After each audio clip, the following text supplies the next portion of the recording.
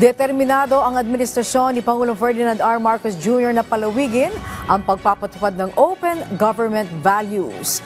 Sa bisa ng Memorandum Circular No. 2025-065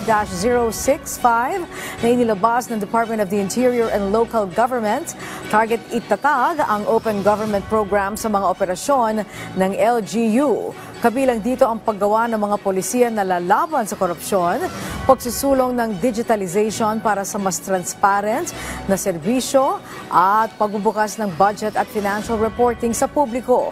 Suportado ito ng Department of Budget and Management na anila ay makatutulong para mas maging bukas ang gobyerno sa taong bayan at mapalakas pa ang tiwala ng publiko sa pamahalaan.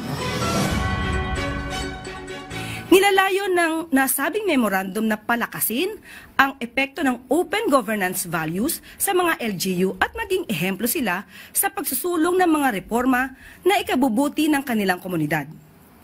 Ayon sa kalihim, mahalaga ang kooperasyon ng mga LGU dahil sila ang mismong makakahikayat sa kanilang mga nasasakupan na makilahok sa mga programa ng gobyerno at makamit ang ninanais na pagbabago.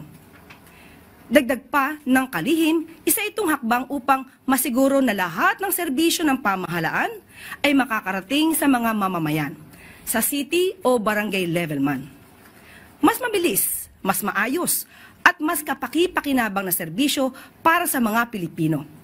Ito ang gustong makita ni Pangulong Ferdinand R. Marcos Jr. sa lahat ng level ng gobyerno.